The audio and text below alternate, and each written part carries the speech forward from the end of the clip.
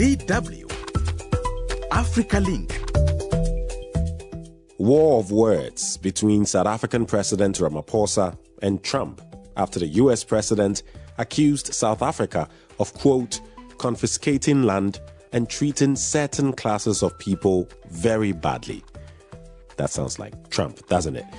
Well, that was in early February, leading to Trump signing an executive order cutting US aid to South Africa. Trump is basically claiming that the country is discriminating against white farmers. The executive order comes after a new South African land law went into effect, the Expropriation Act, which allows the government to expropriate land mainly owned by white minority farmers, in some cases without compensation.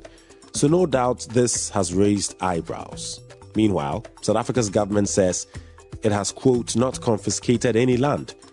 So what really is going on, and what impact will the cutting of US aid to South Africa have on the country? That's what's coming up. I am Eddy Micah Jr, and you are welcome to Africa Link, the podcast connecting you to the stories that matter. Africa Link, every weekday here on DW. Trump's executive order that has cut US aid to South Africa included an offer to resettle white South Africans whom he called, quote, victims of unjust racial discrimination, end of quote. That's because of the so-called Expropriation Act, a new law which allows the government to reclaim land for public use to address racial inequalities in land ownership stemming from the apartheid era. South Africa maintains that the law ensures fair agreements with landowners and that expropriation without compensation would only occur under specific justifiable circumstances.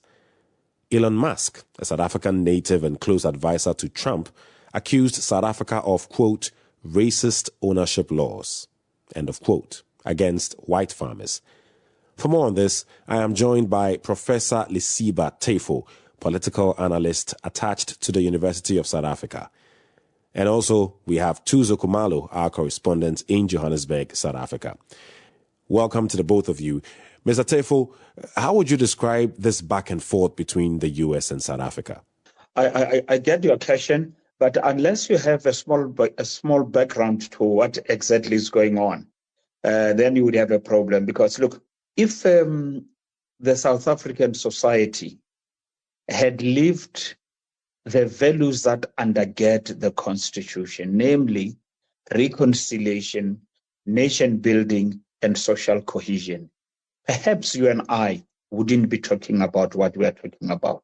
Because you have, in the past 30 years, some African leaders, or black leaders, if you will, who have used the type of language that is divisive, alienating, and non-inclusive, and inimical to the values that undergird the Constitution. Yes, we have a fractured past: slavery, colonialism, and apartheid. We look back, we accept that as given. And what maybe we lost sight of was to work on the values and to inculcate them in our hearts and in our minds, and to live them. Now, with the fractured past is the past of apartheid. That you have got people who are wounded, who have got people who are looking at the scars as if they are fresh wounds. And you cannot just dismiss that and say, you know what, let's forgive and forget and move on. So that creates a space whereby you have the natives who still feel, some of them, by the way, that enough was not done, at least to level off and to deal with the socio-economic injustice of yesteryear. Then you have got another group that says, wow, we have that past, inglorious as it was, and our forebears having been at least the main perpetrator or the architect of that inglorious past. But do we want to go back there, or do we want to create a new future? That's what I call now at least a shared vision undergirded by the values of the Constitution that will lead to a different destiny that is inclusive. So in a sense, if I'm to get what you're saying that this back and forth is going on between President Trump, his administration, and the South African government because they basically don't know the core values of South Africa and the history of South Africa, where South Africa has been and where it wants to head. In a sense, this is what you're saying. So you don't agree with what's coming out from the US side then, right? Yeah, and I'm wary of that. That for me, it's a very narrow, deductive approach that people tend to take. That's hence I say to you, you need a context. It's far too easy to blame Ramaphosa or to blame Donald Trump. There is a context to this. There is a context. And that context, when the Afrikaner says, wow, we need big brother to protect us, I'm saying juxtapose that with yesteryear's native saying, wait, we need the world. We need the world to help us get out of this morass of apartheid. And I'm saying it's a pity we find ourselves here. Because if we had lived the values that undergird the South African Constitution of nation building, reconciliation, and social cohesion, we wouldn't be here. Donald Trump has his own approach, right? But I'm saying, look at the context, right? The things he says and some of the things he does, right, certainly are inimical to South African national interest. There's no question about that. But at the same time, hear those who say, we feel uneasy with the language used by some of the Black African politicians is the one that seems to be encroaching into our culture and is going to undermine our language. Hear them out.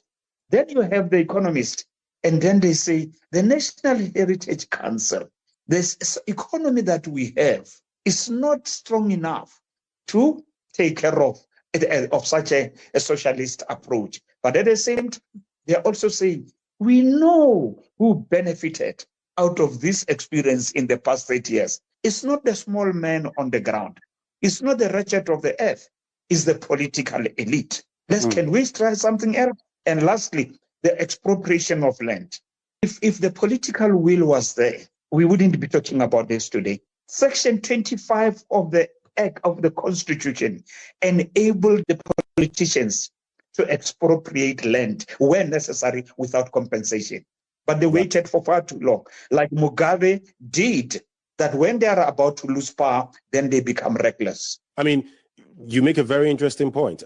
Basically, South Africa President Cyril Ramaphosa was sort of mentioning that in a response to what Trump and Elon, have been saying. Basically, Trump claiming that South Africa is confiscating land. His close ally, Elon Musk, who was born in South Africa, alleging that the law is racist. The law you're talking about, saying that it is racist. What is your response to that? The law is not racist, and there's never been any issue about land redistribution. The Constitution says that. But I think it's far too cheap and politically expedient to try to zero in on the narrative of the day. Go back and ask those who were in parliament for the past 8 years, especially the ruling party, why didn't they use Section 25?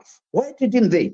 Because it empowers them to do that, right? But they led, even the former many research reports tell you that they were reluctant, wary, and unwilling to do that. But wherever they tried to do that, it was to the benefit of the elite. And somebody might say to you, so even you have to continue this route, like it is happening in Zimbabwe, it's not going to be the average Joe in the street. Again, it would be the elite. Right. And so you can call it racist or you can call it what. I don't see it as racist.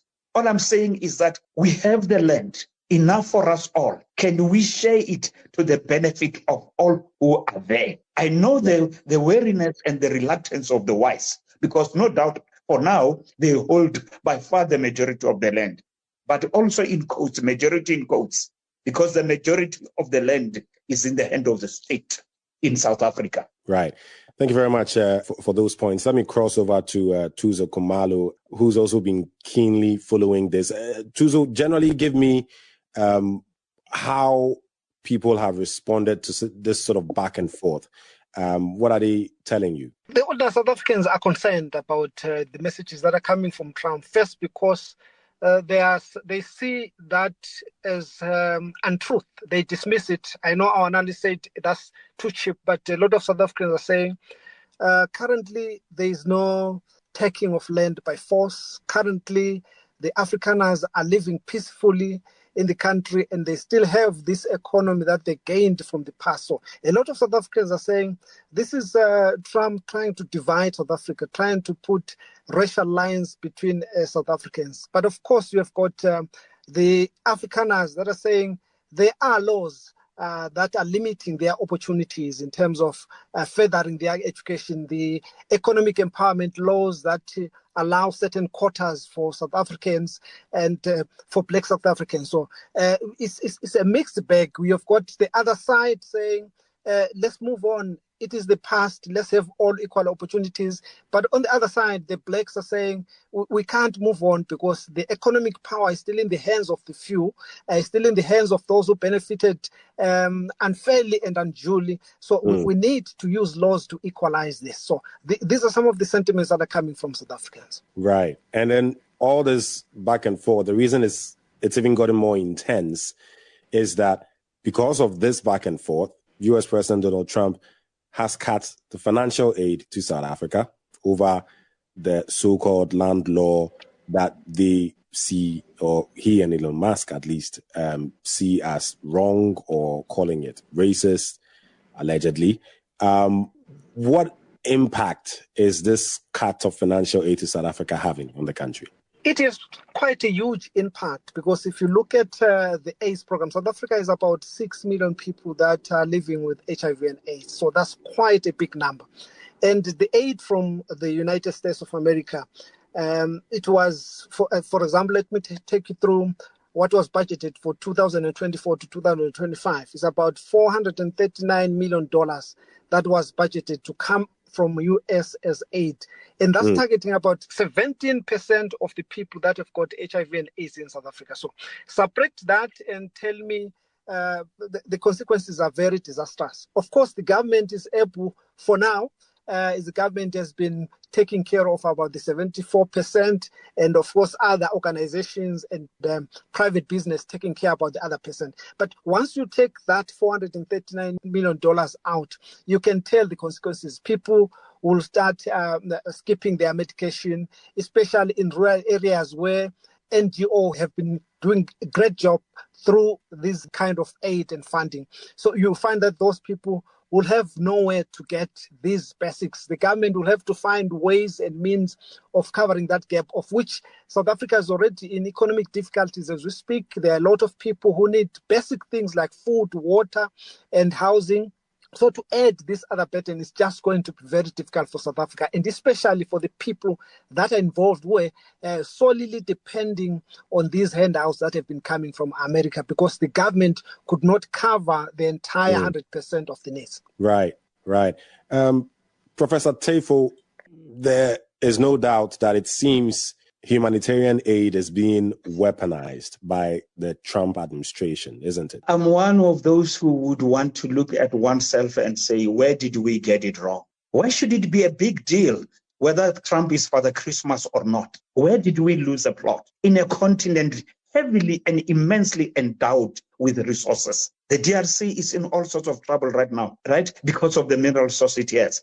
South Africa is definitely not a poor country, very rich country, I say, but just mismanaged and in certain instances undermanaged. And now we have accepted a culture created by those who deliberately wanted us to be dependent, or who created the dependence syndrome, that we are now almost incapable of doing things by ourselves, that we want even to blame them as if they've got a moral as well as a legal obligation. Yes, if they will help, it's well and good.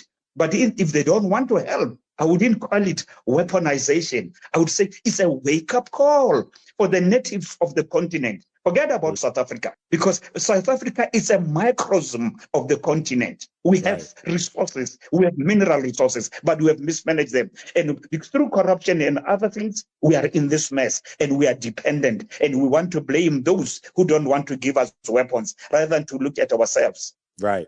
I think that's a fair way you're looking at it. And, you're right to basically to say that because of how many African countries have positioned themselves to be dependent on such aid, of course, then once the plug is pulled, then, countries run around helter-skelter trying to find solutions. But you asked a very important question.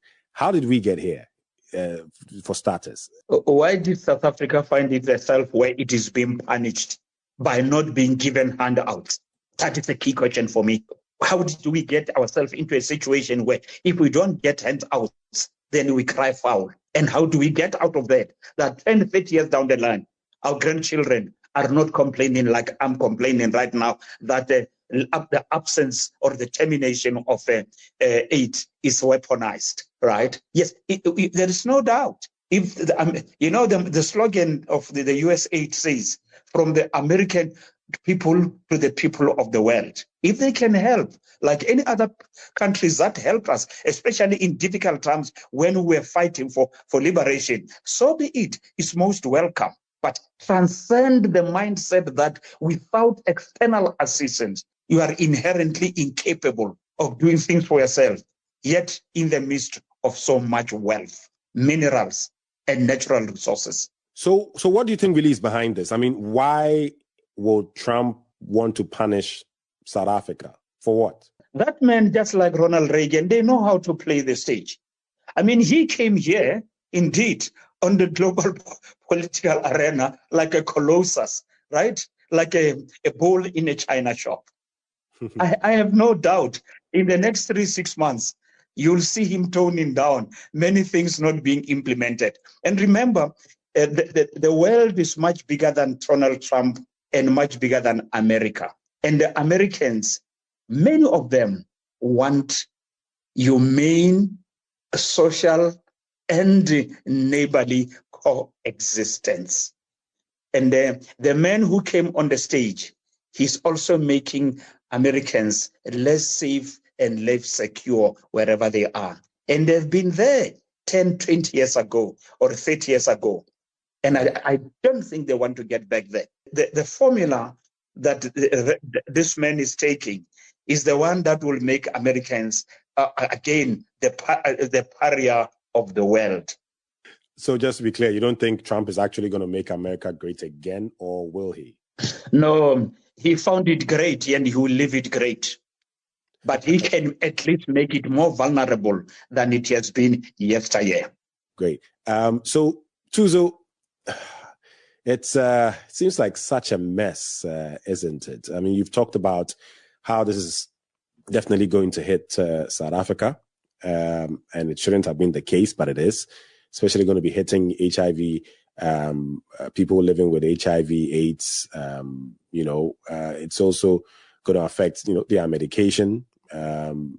But there's also one interesting claim that is being made by Elon Musk, who basically said or claimed that only 10% of humanitarian aid to South Africa makes it to the recipients or communities that it is intended to, and 90% is diverted or stolen or wasted. Very bold claim from Elon Musk. He's been known to be making such bold claims, some false, some true. What do you make of this one? The problem with that claim is that it comes after effect. What we're told, even before the executive order by US President Donald Trump, was that some things are going wrong in South Africa. The Land Expropriation Act. The executive order itself does not talk about corruption being the source of the suspension of the aid, but it tells us other reasons about the Afrikaners being oppressed and being not treated well in South Africa. So for now, for Elon to come and say part of the reason is that the aid is not reaching the people is disingenuous. It cannot be true. Of course, we know there is corruption, even in the civil society, even in the distribution of these funds. But it has not gone to an extent where it has been the trigger for this. There are other triggers that they have stated out. And of course, suspending the aid does not punish the government, does not punish those that are committing those corruption acts, but it punishes the poor. The poor people are the ones that rely on aid. If it was fair, South Africa could be being punished for on economic issues, on trade issues, and other things. But you hit the poor, and after that you claim that because the aid you send is not getting to them, then you rather cut all of it. I think to me it's disingenuous. It's not the main reason. The reasons they've stated that they are worried about the white Afrikaners that are here. They are worried about the land expropriation because they believe the land is going to be taken by these white farmers. These other reasons, yes, it should be admitted there is large corruption in South Africa, but to put that as one of the reasons or a major reason is neither here nor there. I mean, I just wonder what South Africans make of this. Even talking to some of them, I mean, they've been talking about corruption in the government for a while. Isn't this resonating with them? A lot of people are worried about corruption in this country. If you were listening in the yesterdays about the commission that was investigating corruption that we call Zondo Commission here, really the things that were coming there, a lot of money has been plundered, national resources, even by people in the office of the president. So that cannot be denied. It is happening, and a lot of South Africans are worried. But the worry now is that the punishment comes also on the victims. It would be better if, like in other countries, what America does, it does targeted sanctions, targeting the elite, those who have money to move and all those things, freezing their resources. Yes, they could be targeted for that if the matter is corruption. But why target these ones who rely on that, not because of their fault? Our analyst there, Mr. Teffo, said it is the plundering of resources, failure to plan by our leaders, not by the poor. So you cannot also double punish them for the sins of the rich. Mr. Teffo, what I really want to get to understand, right, with all this discussion, because one of the main things, as we've talked about earlier, was the whole land expropriation thing that this Trump administration seemed to have an issue with. Just give us a gentle reminder of why it is controversial to some people. Why does it seem so controversial? Calm the waters and get Americans to be informed of the factual situation of the ground. Because what they have and what they are acting on is almost incorrect and overstated and inflammatory information. Talk and talk and talk. Go out there, put the facts on the table. Not with a cap in a hand, but at least make the story understood. And come back and sit back and say, I don't want my children and my great-grandchildren again to go cap in hand to Father Christmas, whatever his or her name. Okay. Some argue it's easier said than done, but it shouldn't be, should it? Yeah, you know why you say that? Because for the past 60 years or 70 years of our independence, we have been saying the same things. Where do we get it wrong? In the midst of the abundance of natural resources, where do we get it wrong? I have no doubt if we don't change course, 50 years down the line, my children and great-grandchildren will still be having this debate. And that's why sometimes we are a laughing stock to other people across the globe. We so much, yet we are beggars. So what is needed then, Mr. Teffo? What is needed to really change course, right? Because it's not as if people do not know what to do. It's just not done. So what really needs to happen now? Crazy Armour once said, the beautiful ones are not yet born. To lead this country out of the morass are not yet born. Perhaps the young leadership in the Sahel are beginning to plant the proper seeds. Certainly not in this part of Africa, where corruption is rampant and you want to cry foul because Mother Christmas or Father Christmas is not helping you, yet you have so much under your feet. Okay. Only time will tell how things go, but very strong points from the both of you. Professor Lesiba Teffo, political analyst attached to the University of South Africa, and Thuso Khumalo, correspondent in Johannesburg, South Africa. Thank you very much for your insights. Get the stories that are shaping the continent here on Africa Link. The situation between Trump and South Africa stems from a complex interplay of factors, including South Africa's land reform policies, its case against Israel at the ICJ, and long-standing allegations of mistreatment of white farmers. South Africa is now faced with navigating a precarious path forward while addressing its own historical and contemporary challenges. So what do you think? Please share your thoughts with us on our Facebook page, DW Africa. Listen to us on Spotify or wherever you get your podcast from. Don't forget to click follow and subscribe to our DW Africa YouTube channel so you never miss an episode. This show was co-produced and edited by Isaac Mugabe, and I am Eddy Micah Jr. Thanks for listening. DW News.